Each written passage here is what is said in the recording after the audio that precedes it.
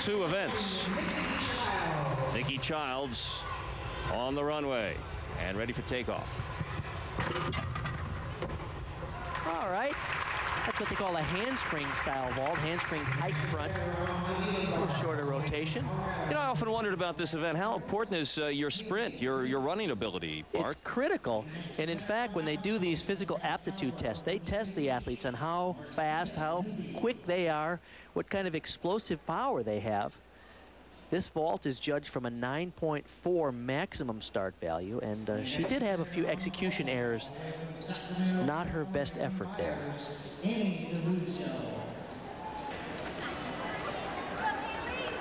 We go to the uneven parallel bars and Jensen.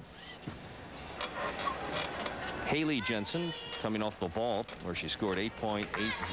This move, that's called a full twisting reverse hecht. First done by Yelena Shushanova, the great Russian gymnast back in '88. Those bars can be moved wider or higher to the gymnast taste? Yeah, they can modify them, the distance between them a little bit, but it's not a great within a certain amount range that you can move them. But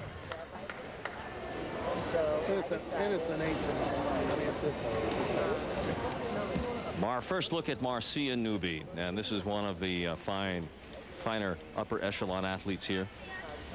She competes for Excalibur. After 1 round, she sat in 2nd place overall after having competed on the bars. Excalibur Gymnastics, of course, operated by Jim and Dina Walker. Whoa, a little sloppy there on that intended combination. 16 years old. She was a member of the gold medal winning team at the Pan American Games last summer. She gets good home care. Her father's a doctor. Her mother is a nurse practitioner. Guess what she plans on studying in the future? Is it? Does she? Yeah. Medicine.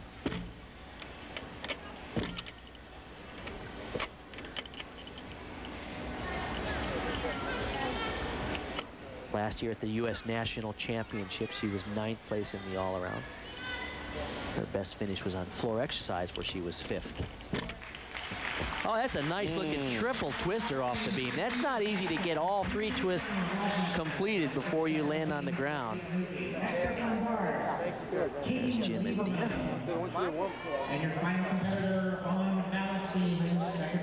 Really tricky to do this round off square and then get the lift to complete 3 twists, and she does it nicely, just a little off to the side.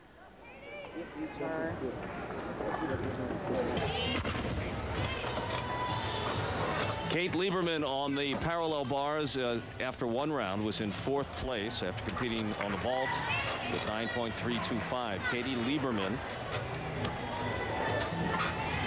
All right, she's hanging it out there. A couple of good releases and transitions from the high to the low bar.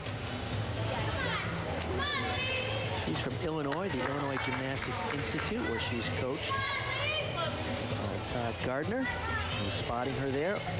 All right, double front somersault off.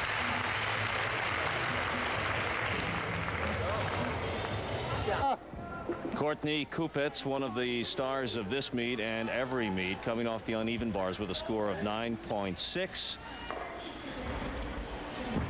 As she now attempts her routine on the balance beam. And as Bart has pointed out, this is the bane of many of these gymnasts. This is the one that has the most potential for error and potentially a bad score.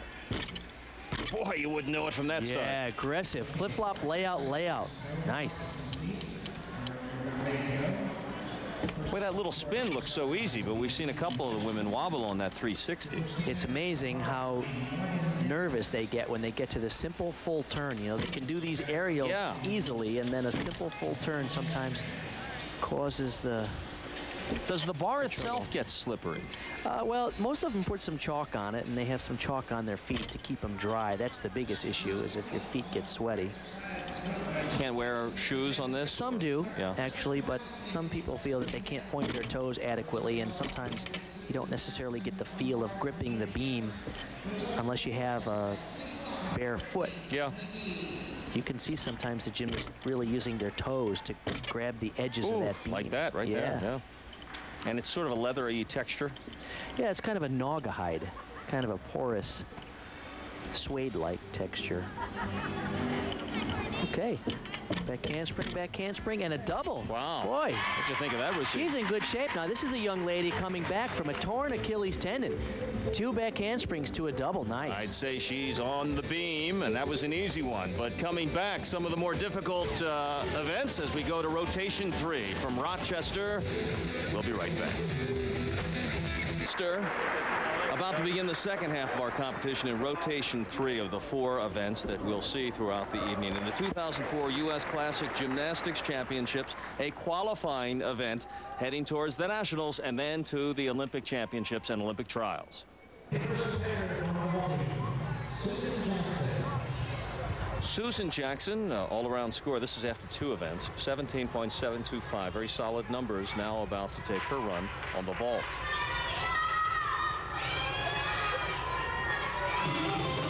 Each gymnast has to show the vault number to give the judges an idea of what to watch for, and boy, was that nice. Good one. It's called a Yurchenko vault. She popped it off that vaulting table with a layout double twist. This is great. Is the power coming from her launch? Look at those legs. Oh, yeah, you could just see that right away. And then the explosion there. It's not uncommon when you look at the physique of some of these young ladies. You can pick out the vaulters and the tumblers just by looking at the strength in the legs and, of course, the speed down that runway. That was great. This should be a treat. Hollie Vise. Beautiful smile, beautiful young lady, great future. She is the co-world champion along with Chelsea Memel, the other American. They won in 2003. Watch this routine. This could be the treat of the night. Stalder, pirouette, invert, full pirouette. Beautiful. Oh, my. Full pirouette right on top. That move invented by a Chinese gymnast is called a B. Oh, yeah, this is good. She's walking on those things with her hands. Watch that she hits all the handstands. Those are critical on those pirouetting moves. Oh, this is just fantastic. Wow. Yeah. Any faults in there? Now, just a couple of little form deductions on the dismount. You'll see that she pulls her knees apart, and that's not uncommon. This is the way you can actually spot the ground, because as you're flipping, you need to pull your knees apart so you can look through to see where the floor is. And just a little step, but boy, that's beautiful stuff. Her mechanics and technique are just as good as they get. There's Evgeny Marchenko, the coach. Tell it's second nature to her.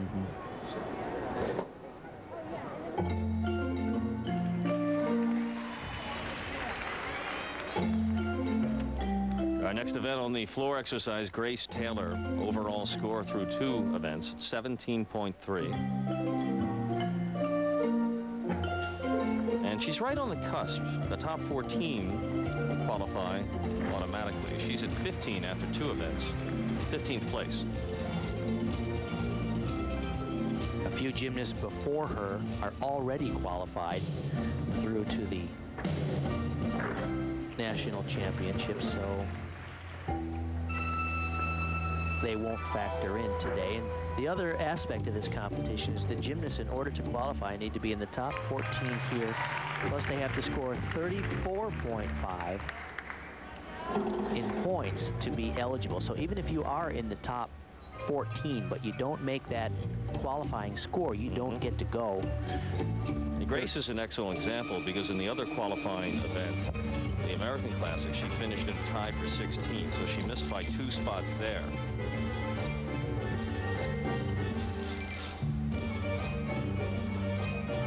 Actually, they take 10 from the first and 14 from this one. So she is right on the bubble regardless. That's a nice 2.5 twister. Grace is an appropriate name for the way she moves in the floor exercise.